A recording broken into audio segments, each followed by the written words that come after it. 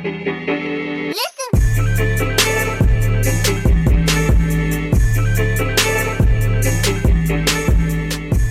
and welcome to the 13th episode of the BA Sports Podcast. We are recording today on October 7th, 2016. We are your hosts, Adam and Ty, and as always, we are happy to be a part of the BA Network. We have Cleveland Indians playoff baseball going on, along with 0-4 Cleveland Brown football. Yep. Also, we got our world champion, World champion Cleveland Cavaliers resuming their preseason. Got some basketball going on to talk about, too. So let's go ahead and get started. How's it going, Ty? Not too bad. Basketball is back. That makes me very happy. Basketball is by far my favorite of the three to watch, and even preseason is very entertaining to me. So I'm glad they're back. Right. I was just sitting there talking to Brandon the other day. We were at the gym, and I said, I just looked at him out of nowhere. I said, dude, you know what?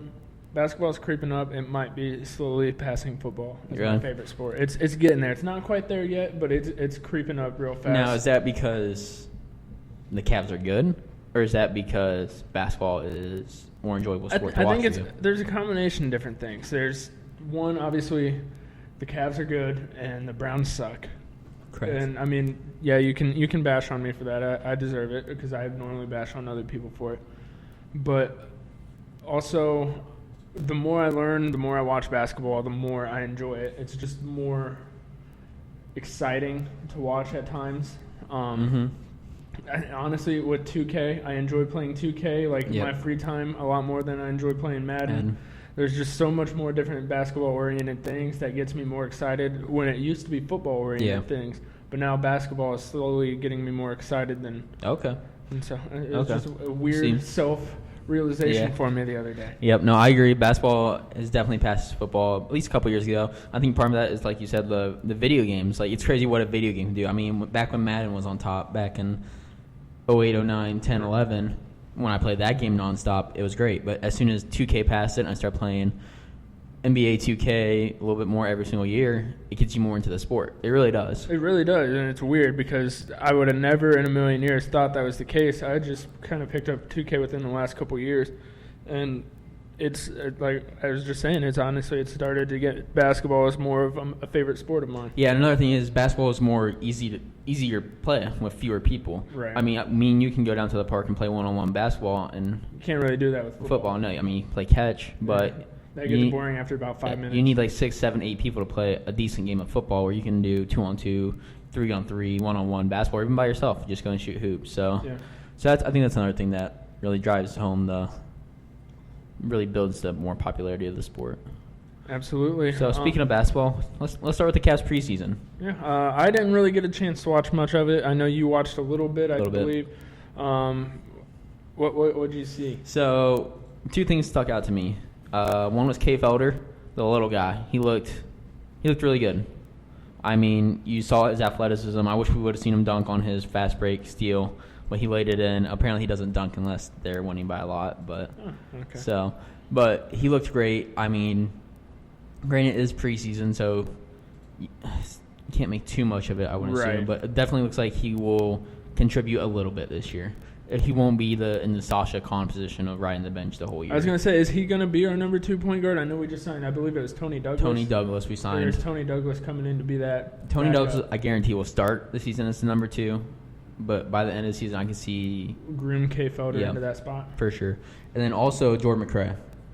Jordan McRae looked good. Yep, Jordy Mack. I'm looking for big things from him this year. I mean, we saw a little bit at the end of last year with his scoring game against the Pistons. He's a scorer. Right. That's all he is. Not all he is, but he's a scorer. That's his go-to. Yeah, he gets the ball in the bucket. That's what he does, and he's good at it. I think he can provide some significant minutes off the bench for us in that 2-guard spot. I think he can also sub in and play the 1. I think maybe we could see a lineup of a Jordan McRae, J.R. Smith. Whenever J.R. does finally get back. Whenever J.R. does get back. Waiting on you, front office. Right. Iman Shumpert, LeBron, and Kevin Love. Have LeBron basically be the point guard and handle the ball, and then have all these other shooters around. I mean... That'd be filthy. That's 5 scorers on the floor. Right. I mean, you got J.R. Shump and Jordy Mack, and then Caleb down low, and then LeBron would basically be your center on defense.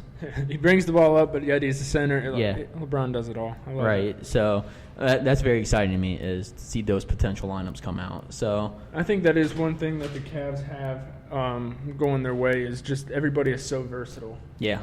I mean, obviously with the Warriors, ESPN's already saying, is the regular season over, because the Warriors went and won a preseason game by 50. Right.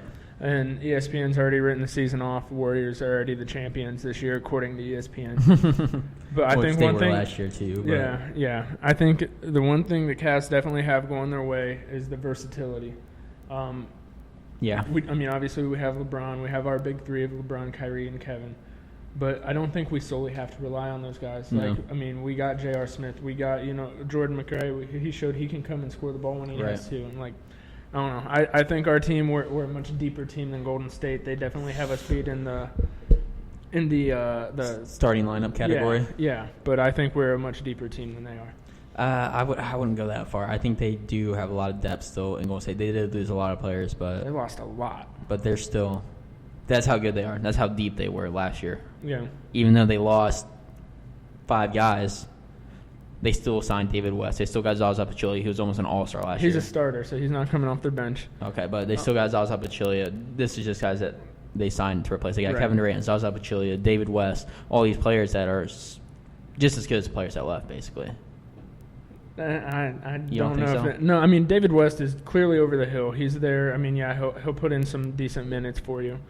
Zaza Pachulia, he's no Andrew Bogut. I think at this stage in their careers, they're close. I think with what they're expected to be as Warriors, he's not going to miss much of a step from Bogut, but I don't think he's the same type of player. Obviously, Okay. he won't put the same kind of minutes up, and the addition of Kevin Durant's going to make up for that loss too. Right. But again, that's their starting lineup, to where once their starting lineup is tired and on the bench, they got David West coming in, Andre Iguodala, 2 guys that are about 173 years old combined.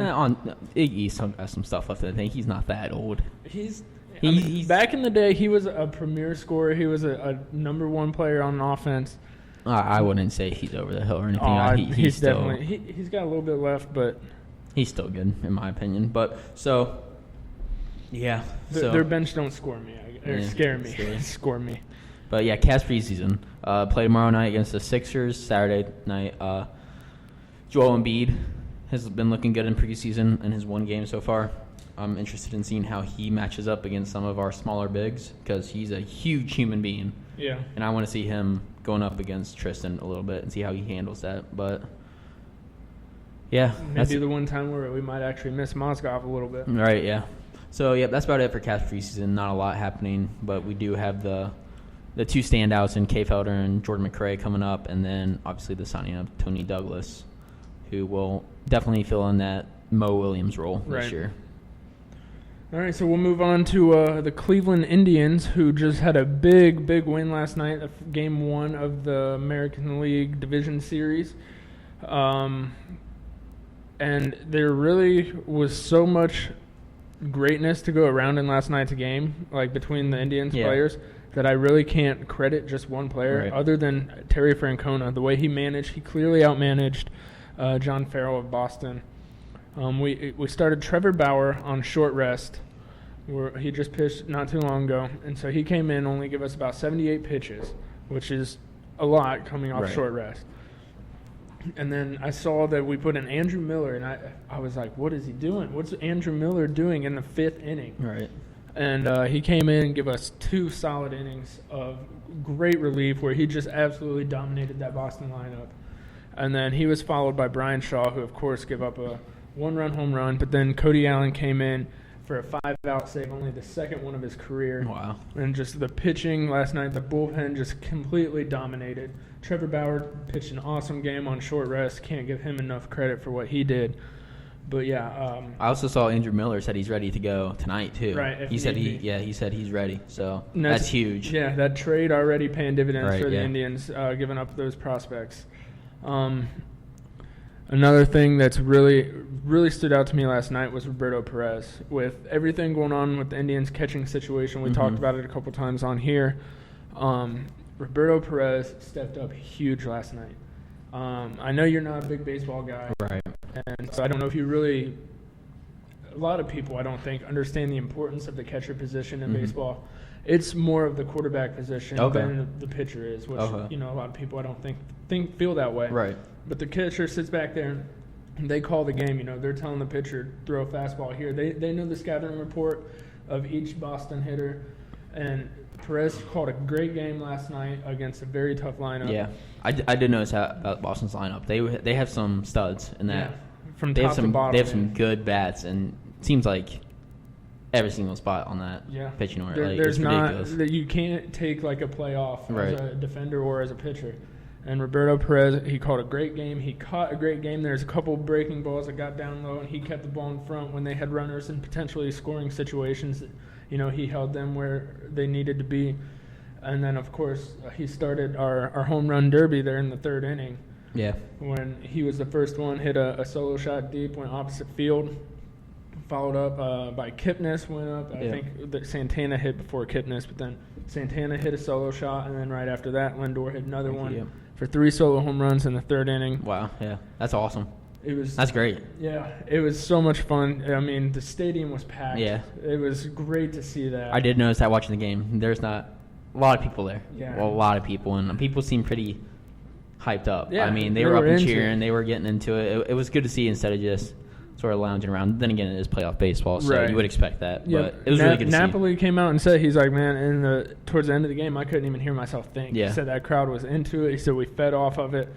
And another thing, Lindor commented on the crowd. When Lindor hit his home run, my favorite thing about Francisco Lindor is he looks like he has so much fun playing the game of baseball. And when he hit his home run, he's like, man, I was feeding off the crowd. He was like, I was watching, I seen it go over. He's like, I saw the fans put their hands up. I put my hands up. He's like, I couldn't help it. He's like, I don't think I've ever celebrated a home run that much. He's like, but just, their energy got to me. And he's like, I just fed off of them. And that's awesome. It's a lot of fun to watch players have fun playing the game like that. Yeah. So what are we looking for tonight, Adam? What's the big storylines? Tonight definitely is going to be the pitching matchup of Corey Kluber, our Cy Young contender, against their $217 million man, David Price. Okay. One of the most, I think he's the highest paid pitcher in the history of baseball. Okay. And, he joins Boston. They brought him here for this reason. Yeah. So the pitching matchup is going to be huge. Our bullpen carried us last night. So we really need at least a good solid 7 innings out of Corey Kluber tonight, just to kind of take a little bit off the bullpen, not put too much stress on him. So that's definitely something to watch for, is see how deep into the game Kluber goes. Okay. But yeah, pitching is definitely our number one. That's the big thing. Tonight. Okay. Gotcha. Our lineup, I seen early on Twitter. We went back to our normal lineup where Rajai Davis leads off, and we got Kipnis and Frankie. And then Napoli in cleanup spot. So, our top of the order remains the same. I did see one change at the bottom.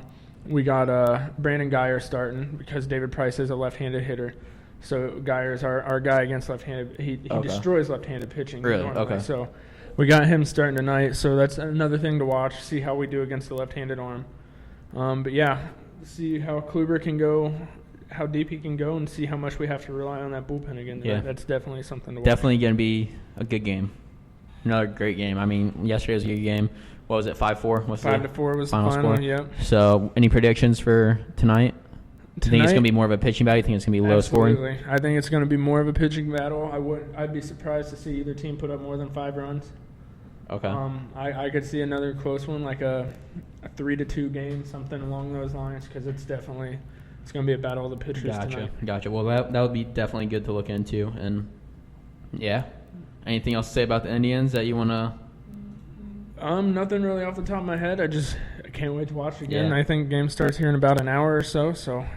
Yeah, I know you and Eric, the producer, are gonna be watching it together. I think. Absolutely. I was invited, but I'm not a big baseball guy. He's too cool for school. Yeah, I got a little 2K to play later, maybe. So we'll see. I may have it on in the background, but I know you guys are looking forward to it a lot. So that'll be good. So let's move on to the 0-4 Brownies. I was wrong. I predicted a win last week, and I thought you were going to be right for most of the game. I really did too. I mean, it looked like the Browns kind of had control for 3 quarters. Another great game.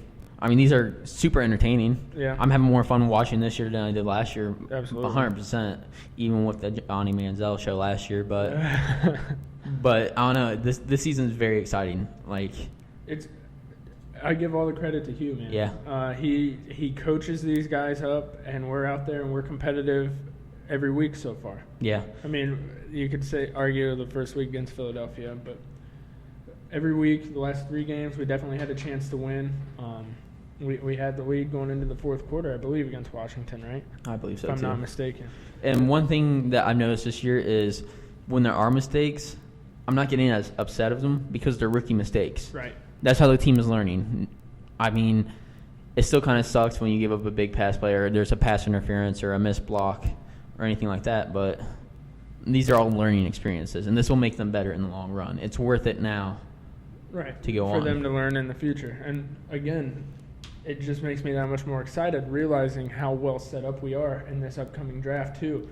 We have 4 picks in the first 2 rounds? Yep. 2 first, 2 second, and second the year after. So I mean, we're set picks. up for a lot more good talent to come our way. Hugh Jackson is coaching these guys up. The scoreboard isn't showing it, but I mean, obviously the play on the field is showing that this is a much better team than what we're used to seeing. Right. So, yeah, some big standouts for me were obviously prior again against Josh Norman. He had the best of Josh Norman. He's in the first half. In the first half, I mean, obviously Norman came back and sort of quieted him down in that second half. But right. Pryor looked great. Caught his first touchdown pass as a receiver. Looked great. Cody Kessler, again, looked pretty good. Yeah. He's just throwing these dinky-dunky passes, though. I want to see him air the ball out a little bit more. That's one thing I'm looking. He's taking what the defense gives him. He is, but I think he just needs to stretch that field more. And obviously when Coleman comes back, that will definitely help with that. Get us more speed on the outside. We'll definitely bring that deep ball back. Because Pryor can go deep, but everyone knows Pryor's going deep. We don't expect Andrew Hawkins going deep. He's our little short slant route kind of guy. Right. I mean, you can get Lewis and Hollywood going deep, but then again, they're rookies. Right. And, I mean, Coleman's a rookie too, but he's definitely more polished of a receiver than absolutely. those two. So those two definitely stood out to me. Anyone else stand out to you? I mean, obviously Crow, yeah. Looked amazing. Yeah. And Duke. Duke, too. Yeah. Besides the fumble, that was in air quotations for. Right. But we'll get to that in a second. But, yeah, Crow, our running game's looking great. Number 1 rushing offense in the league. Both Crow and Duke are averaging over 6 yards a touch. And I was after the game last week, Eric came over and we watched the end of the game together. And we were listening on the radio as we were heading somewhere else. Mm-hmm. And on the radio, we were listening to one of the Browns post-game talk shows, and I think I had Dustin Fox and all them on it. And Dustin Fox said, he's like, have you ever played Super Mario Brothers? He's like, when Mario hits that star and the music's playing, and like he's like indestructible. Right. That's what Crow looks like with the ball. And I couldn't agree more because he looks so much faster than I've ever seen him. He does, but I think a lot of that was Washington's defense. They cannot tackle to save their life. I mean, how do you explain the other 3 weeks before that then? I mean, I think it was definitely more apparent. I think the last 3 weeks he had more bigger runs that were just good blocking. I think a lot of it this week were poor tackles that he just broke through and gained extra yards, which is still great for him. It still takes a lot of talent to break those tackles and get those extra yards. But I think a lot of it this week may have been their poor tackling. They were definitely in his way, but he just ran through them. Right. So that was a big part of it. Another thing looking forward against the Patriots, I believe they give up 130-some rushing yards last week. Their run defense isn't the greatest. Right. So, I mean, it could be another pretty solid week for Crow. Hopefully we don't fall behind in the game. Which we most likely will. I mean, we're facing Tom Brady coming back from his 4-game suspension. But hopefully we don't fall behind. And I'm thinking he's a good coach. He's not our past coaches. Maybe he won't abandon the running game as early. I mean, I remember games last year, by the third series, we abandoned the run game. Oh, yeah. We just didn't give Crow any ball. He finished with 5 touches for the entire game, and 4 of them were in the first 2 drives. To me, there's absolutely no reason if we're up 50 or if we're down 50 that Crow should not be getting 20 touches a game. Right, yeah. When you're averaging 6 yards a carry, I don't care what the score is. When you have a rookie quarterback that's not even supposed to be playing right now, he's only out there because of injury. You run the ball. Yeah. And Crow's the number 2 running back in the league behind Zeke. You run the ball 20 times a game. Right, yeah. Give Duke another 10. I mean, take some of that pressure off Cody Kessler. Let them load the box, then let Cody Kessler have a little room to air it out. Yeah. So So coming up, or let's talk about that fumble. So last week we had, was it back-to-back turnovers? Three straight possessions with a turnover. Yeah. And one of those was a Duke Johnson fumble. And again, in air quotations. He broke off the left side of the line, gained enough for the first down. I believe it was a third down. No, it was a 1st and 5. My mistake. I'm not entirely. Actually, I'm not entirely, so just ignore me. But, yeah, he broke to the left side of the line, got enough for the new first down, and someone poked the ball out from behind. And what we see is a big pile forming on the right-hand side of our screen, about 5 yards downfield. And then on the left side of the screen, you notice Duke Johnson holding the ball above his head. Picked the ball up. It had bounced back to him. He had picked the ball up and was holding it towards the ref. And the ref was looking in the pile and somehow determined that it was Washington's football. Yes. She said she saw some of the Redskins players cradling something. So I don't know how you can make that call if you don't actually see the ball. You know what they say about people that assume? What, Adam? What did they say? Makes an ass out of you and me. See, that's a great saying. one of my top 5 sayings right there. Yeah. Yep. So, she assumed they had the ball. She was wrong. She awarded them the game, and that was a huge turnover. Yeah. Huge. That changed the entire focus of the game. I mean, granted, the Malcolm Johnson fumble the possession before is what really changed the momentum of the game, but this certainly didn't help. No, yeah. No, that Malcolm Johnson fumble was terrible. So, but yeah, so they awarded the Redskins the ball, even though Duke was holding it towards the ref. That was very disappointing to see. And the NFL came out and said that they agree. They're standing by the ref, saying the refs were right, saying the Redskins had the ball. I don't know how you can say that as the NFL. That blows my mind that you can't admit your mistake. Right. They said that there was no video evidence of who had the recovery. We've seen video evidence. Right. I saw stuff on Twitter where Duke Johnson goes down. The ball pops out. It was a fumble. Yeah, it was a fumble. But he grabbed it with his left arm, brought it right back into himself. And if I had access to see that video, you know damn well the refs did too. I just don't understand how the NFL, I get the refs not calling or changing that, maybe whatever. Maybe the review center, because all turnovers are reviewed now. So that's why we never challenged the play, because it was automatically reviewed, and they still gave it to the Redskins. Yep. But even after the fact, after all the outrage came out, and I've seen a lot of stuff online, even non-Browns fans were pretty outraged, saying, how can the NFL not just admit to a mistake?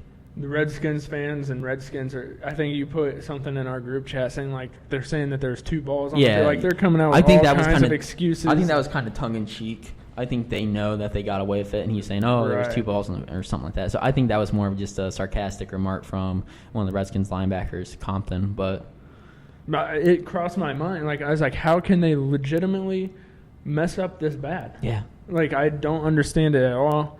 I mean, as a Browns fan, you think we'd be used to this kind of stuff with the Terrell Pryor taunting penalty a week ago. It's really not a good look for the NFL, because also in this game they had 2 celebration penalties. One was the Josh Norman bow and arrow, which was it's a fine celebration. Right.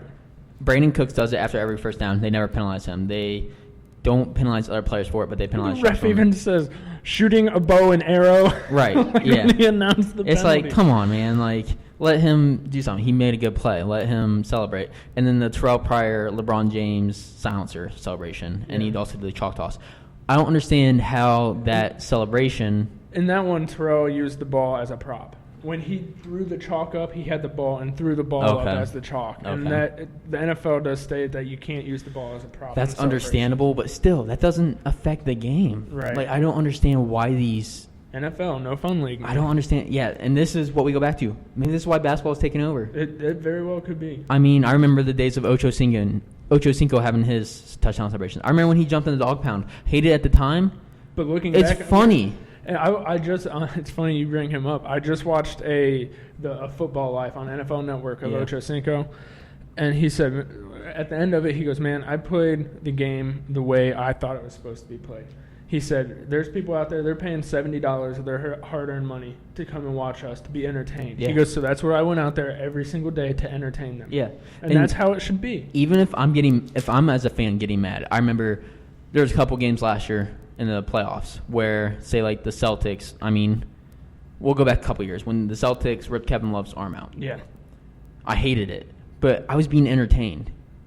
that's a horrible example because someone's getting hurt. All right, let's talk about like a celebration. Wow, that was absolutely terrible. We do not want to see brutal injuries like that. No. But there were some technical fouls that were called that maybe I don't agree with. Like, as a fan being entertained, it builds up the sport more. More entertainment value. Like, it really does. Like, when you have these storylines of players not liking each other and I miss the old days. Like, nowadays, especially in the NBA, they all grow up playing ball together. Yeah, they go to the AAU, the tournaments, all that kind of stuff. They know each other from the time they're 15 years old on, and then they meet each other again in the NBA. So they got that friendship established for years. And back in the day, that wasn't the case. To where if you played for the Celtics, you played for the Lakers, you hated each other. Right. Yeah. Like, you weren't friends off the court. You definitely weren't friends on the court. And nowadays, like, you hear the quotes, oh, yeah, I got friends. I think even Napoli with Boston, he being a former Red Sox, he goes, yeah, I got friends in the other dugout. But between those lines, he goes, it's a battle. Yeah. Like, yeah, you can say that all you want. But back then, they really lived it. Like, they weren't friends with people in the other dugouts. Right. They weren't friends with people on the other sideline. Like, nowadays, everybody's all buddy-buddy. And it does kind of take away, as a fan, from that rivalry aspect that we like to watch. And what I was getting at is when an opposing player scores, and so what I've noticed is an away team, they'll score, say a running back scores, and he'll go up to the crowd and just say, like, where you at, or like put a silencer. He'll go, shh, he'll silence the crowd. It makes me so mad, but it makes the game so much better. Right. It makes me root against him. It makes me root for my team more. Yeah. I don't know how many times, even in football, that a running back or somebody scores a touchdown and they go and do the LeBron James celebration in Cleveland. I'm like, no, that's ours. That's a Cleveland celebration. You don't do that. Exactly. But I don't see how the NFL can see this as such a negative thing. Obviously, there's some things that shouldn't be in there. Like, there's very sexually suggestive dances that maybe shouldn't be in there. Right. And even like the throat slash. Yeah, the throat slash. I can see. I get that. I get threatening another player, but I don't get silencing the away crowd. I don't get shooting bow and arrow when straight your into the team air. is a Native American mascot. Right. Yeah. So yeah, that's the other irony is it's the Washington Redskins, which I'm not sure how many of our listeners agree with this. Can be a very big stereotype, sort of like the Chief Wahoo. Right. I mean, we can't really comment too much on it because the Indians are basically the same thing. Yeah. But a lot of Native American tribes want that name changed. It'd be like the Boston or the Cleveland N-words or the Cleveland Caucasian, like something like that. Like, I think the Bomani Jones wore a Cleveland Caucasian shirt. Yeah. And I mean, I can understand, but I have also heard it to the other side where there are Native American tribes that say that don't bother me at all. So, and it's a very thin line, but so the NFL is profiting off this potential derogatory word. Yeah. But a bow and arrow, really? That's what you draw the line at? Not, I don't know. I don't get it. I just don't get it. It blows my mind. I want to blame Roger Goodell, but I'm not even sure if it's really him. Definitely, Roger Goodell has the shield is his number one. He protects the NFL in everything and every way he can. Right. And that's what he's paid to do. And he does a great job. He works for the owners. Right. That's what he's paid to do. And he does a great job. The shield. Yeah, and he does a great job. Yeah. He really does. But I hate him, but he does a great job. In our eyes, he takes it way too far. But, I mean, what we're ultimately mad at is he's too good at his job. Yeah. That's really what it comes down to. Is we're mad because Roger Goodell is too good at his job. I agree, but I don't know. I think we're starting to see the decline of the NFL. I really do. I think it's coming up. I don't think it's hit yet, but I think within the next 5 years, it's going to start. I think we're going to see it. I mean, obviously, the money's still there, but just all these rule changes, I think it's starting to get to people. I really think it is. Without me realizing it, like today on this podcast, it's hitting me, and I never would have thought that because before this I was football 100%. Everything else is secondary. In the background. Yeah, I don't know, but yeah, I think we're going to start seeing the decline of the NFL sooner rather than later. Definitely now.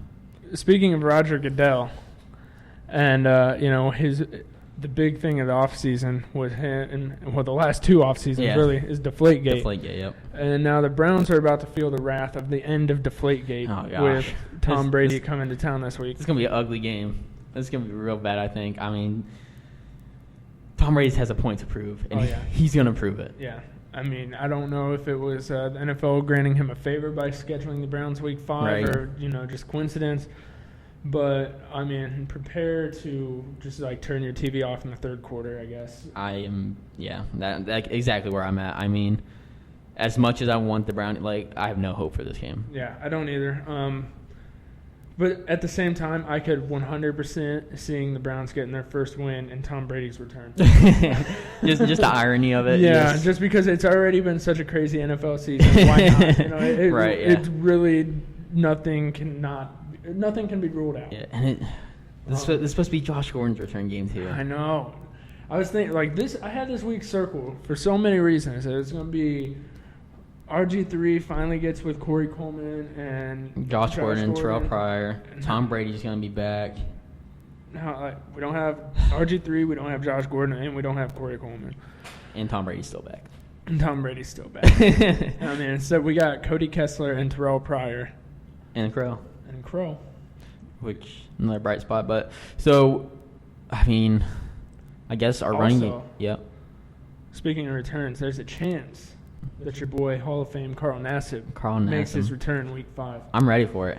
I said he's practicing again, so I saw he's practicing too, and he's going 100%, and apparently he's looked pretty decent in practice. So I don't think he'll start, but he'll get some snaps. He'll get some snaps, and I'm hoping we're going to see a sack on Mr. Brady. That'd be nice. That'd be real nice for my boy's resume. Hall of Fame Carl Nassib. Yeah, Hall of Fame Carl Nassib, but. Yeah, I'm looking forward to that. That's about the only thing I'm looking forward to this game. I mean, I guess the run game, I want to see how that continues to develop. I want to see Terrell Pryor some more. I want to see if we're going to try to outsmart Bill Belichick by throwing him in the Wildcat. Or not the Wildcat, but throwing him at quarterback or in the backfield. Right. Which you got to know with Bill Belichick, they got it. It's already planned. Yeah, I know. I mean, they leave no stones left unturned. They've already recorded all of our practices, all that kind of stuff. Got our signals. Terrell Pryor was almost a Patriot last year when the Browns cut him. He did try out, and he came out and said that he thought he was going to be a Patriot. For whatever reason, they never went through with signing him, but thank God. Yeah. Could you imagine our offense without him? Ricardo Lewis being our number one receiver right now. That would have been absolutely terrible. Ugh. But Terrell Pryor nationally is getting so much recognition. He's borderline on the superstar path. Yeah, I know, right? It's crazy. I mean, everyone's talking about him. It's just the first time people have seen something like this in a while. I mean, obviously you get. We've seen people like Antoine Randall, player like that, Cordell Stewart, Cribbs even, and Julian Edelman. They've all made that switch from college to the NFL, but they did it in the off season. They not just off season, but from college to pro. Yeah, Terrell Pryor was an NFL quarterback. Right, he started games and won games as an NFL quarterback, and now he is a borderline superstar wide receiver. Yeah, and obviously he's not putting up superstar stats, but by superstar we mean just the amount of media coverage he's getting. He's a very solid receiver. He's obviously nowhere near even. Mike and Mike said this morning that he's got more receiving yards than Kelvin Benjamin, Brandon Cooks, Jeremy Maclin, all these other top-notch receivers. Right. I didn't realize. I mean, because when we watched Terrell Pryor, other than that 144-yard game 2 weeks ago, I mean, it doesn't seem like he really does a ton. Mm-mm. But for him to be ahead of all those other guys, right? He's doing something right. Yeah, it's kind of exciting. That's great. Yeah. So, I have a feeling Bill Belichick's gonna game plan the crap out of Cody Kessler. I have a feeling Cody Kessler might have his first tough game where he's going to struggle a lot. Yeah. But, I don't know, this game. Another article I read about Bill Belichick, it was one of the best articles I've ever read. Basically what they did is they took different coaches and players, and it was nothing but quotes from them. And they basically turned it into an article. I wish I could give credit to whoever wrote it, but I'm not sure who it was, honestly. But one of those quotes were that Bill Belichick basically makes you play left-handed the whole game. He just completely takes away your strength. If your strength is a receiver, so like Terrell Pryor, he'll put 4 defenders on that receiver, make him completely a non-factor, and let his other 7 defenders worry about the rest of your offense. It'll be a rough game. I'm just going to go out and say that. I think, again, we're going to lose. I don't see. I mean, I guess we could pull it out, but I don't see it personally. The things to watch for, definitely Isaiah Crowell against that Patriots run defense, which is not as strong as it usually is. Right. But I think they're getting some players back this week. Ninkovich, along obviously Tom Brady. Just having Tom Brady out there is going to help your defense. Right. But Ninkovich comes back for them, so that should be make their defense a little bit better. That's definitely a plus, But yeah, Crow is definitely my player to watch, and Kessler Pryor. That's kind of a given. Yeah, I want to come up with something different. Yeah. That's a given. Pryor's gonna be the player to watch. Jamar Taylor. Back-to-back interceptions. Yeah, he's been looking real good. Surprisingly, I mean, he just that change of scenery. Very surprisingly, yeah. And this is off the top of my head. This is completely not related to anything we were just talking about. Have you heard anything? How's Justin Gilbert doing in Pittsburgh? I haven't heard anything. Not a single thing. Me neither. What about Mingo? Is he doing anything with the Patriots? I saw he got a fumble recovery a couple weeks back. Yeah, on special teams. So I'm just trying to. I mean, obviously, I'm thinking. Keep tabs. Yeah, keep tabs on the players we let walk. Joe Thomas, I did see he has a quote where he came out and is upset of regimes in the past letting. He says we draft these players, we build them up, and then we let them walk, and they go be good Travis somewhere Benjamin, else. Deshaun Gibson, Alex Mack. The list goes on and on and on and on. Obviously, some of those players didn't want to be here, as the Alex Mack. Right. But obviously, we probably should have kept Sheard. I did see another stat. It said something along the lines of 13 or 14 Patriots right now used to play for the Browns. At one point or another. Most of them are no-namers that, even Patriots fans don't even know. Right. But, obviously there's the Jabal Sheards and Mingos are the two biggest names. But there's 13, I think it was 13 or 14 Patriots were at one point or another a Cleveland Brown. That's crazy. Ugh. We're their farm team, I guess, now. I guess that's it.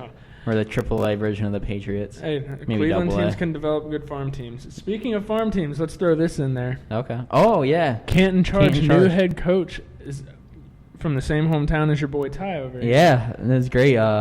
Nate, I forget, I don't know how to pronounce his last name. Ryan King, I want to say. Yeah, I don't know. A Gallon native, though, so that's pretty cool. Played 18 years over in England, or in Europe at least. Yeah, I'm pretty sure it was England, but yeah, it's pretty cool. Have that hometown. He's not a kid anymore, but hometown guy go over and coach. Now, he said that he grew up, I read a little bit of the article, said that he grew up, as just a kid from Galleon, watching the Cavaliers. Now he gets to work for him. He said it's a complete dream job. So that's great. Good for him. Yeah, definitely cool to hear. And when you texted me that, it was really surprising, and it was definitely some great news. Did you even know that there was a dude from Galleon over playing 18 years? The name, Europe? I knew the name, but I didn't know where he was. Yeah, I definitely knew the name. I've heard it around town and stuff like that, but because Galleon's not, for those who don't know, my hometown of Galleon, Ohio is not a very big city. A little bit bigger than Adam's hometown of Belleville, but we got about 10,000, 11,000 total people. So that makes it about 10 times bigger than Belleville. yeah. So it's not huge by any standard, but it's still cool to see someone from our area make it somewhat big. I mean, Canton Charge head coach. I mean, that's big. I mean, who knows what this could lead to in the future. Right. But so definitely cool to see. Glad to see it. All right, I think that's about going to wrap it up for today. Yep, we may have some big news for you coming next week. Speaking of which, we just launched our first Patreon. So what that is on the Podomatic website, we have this thing called Patreon where you can donate to us, and we have different tiers of rewards for the donation. So I think right now our main donation is if you donate $1 this month, you get to ask a question, and it's guaranteed to be answered on the podcast. No matter what the question is. No matter what the question is. You can ask anything your heart desires, and we will try our best to answer it. But we're going to have probably 4 or 5 more rewards coming out relatively soon, maybe within the next week or so. Right. We're definitely going to have some other big news coming up within the next week or so, hopefully in the next week, maybe 2 weeks. But so if you want to donate, that would be amazing. We're going to use every single dollar that's donated to just go towards the podcast, whether it be paying for our subscription service to Podomatic to keep the episodes up, whether we need new equipment to sort of facilitate our get better quality for you listeners, better mics, better soundboards. We want just different stuff like that. Right. We really want to kind of take this and keep running with it and just kind of keep it growing. And any penny we get from that is definitely going to go towards that we're giving right back to you. Because we have seen some pretty significant growth. I mean, so we definitely want to take that next step and invest in it. But if you guys feel like if you guys like the podcast and want to donate any amount, if you don't want to donate, that's fine. We're going to keep this free to listen to no matter what, so you guys can keep on listening. But if you have a dollar to spare or something like that, it'd be cool. You ask any question you want. There's gonna be some other rewards. I think we're talking about maybe making a Christmas card that we can send to you. I don't think Eric's on board with that, but me and Adam want to do that. Different stuff like that. I think maybe we have a blooper reel that we have not released, and maybe if you donate a certain amount, we'll send you the blooper reel.